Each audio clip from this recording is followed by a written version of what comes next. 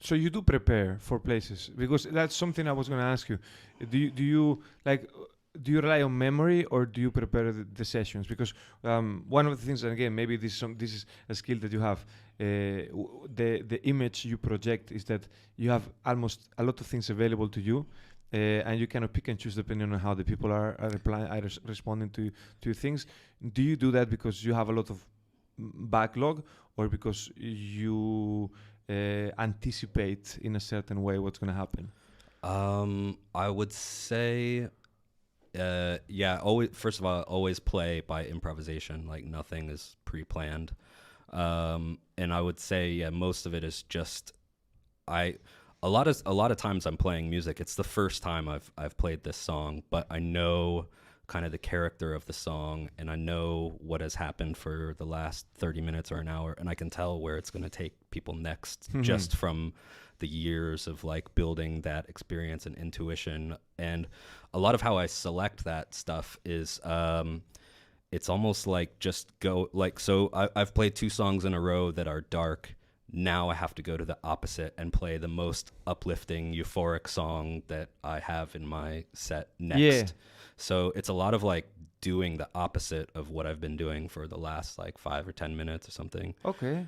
That's one of the main ways I think about it.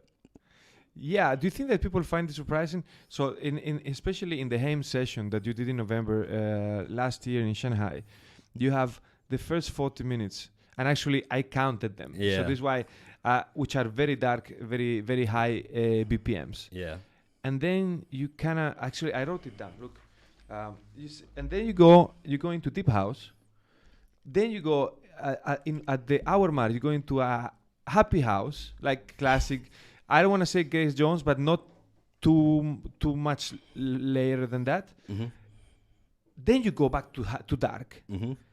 and then you go back to deep house, and it's like, so. Uh, do people understand? Because for me it's fantastic, Mm-hmm. because you take me on a roller coaster. Mm-hmm. What I cannot stand is Headless Horse.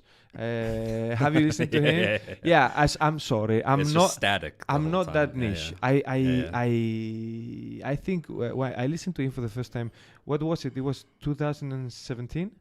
Yeah, I was with Florian actually. Mhm. Florian and Charles. Do you remember Charles? Florian's friend, the French guy. I don't remember. He went back to France I'm sure if I see a while him. ago. Yeah, they were like super best friends. So we went together. I had nightmares for a while. It was like it was like cruelty, constant cruelty all the time. But when it's happening to you, you kind of like unsettle people, and then you give them like a Mountain Dew, and then you kind of like wake them up, and then you take. I find it super enjoyable. Yeah.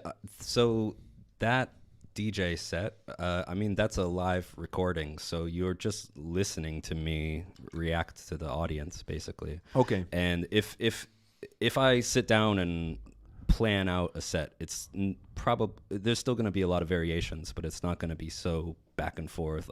It's dark, now it's bright, now it's dark. But anyways, that night, yeah, there's a lot of dark techno at the beginning. That's because the guy before me was playing dark techno. And I can tell, like, the way I think about it is like you have to earn the audience trust first. Mhm. And you do this by playing kind of like something that's comfortable, something that's has a nice groove, easy to dance to. And once you've got their trust, you can start bringing in dramatic things with a lot of emotion, a lot of just variation. But it usually, so I play the most often at Oma, like Yes. which used to be Midnight and used to be Yumla. I was playing back there since 2009 or something, so I know this room like extremely well.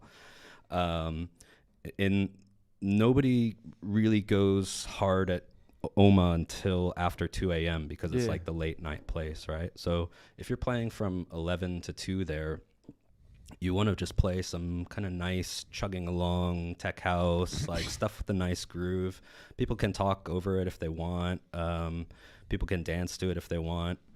But at a certain point, it starts filling up at 2 a.m. And then now you can start getting a little bit more exciting with it.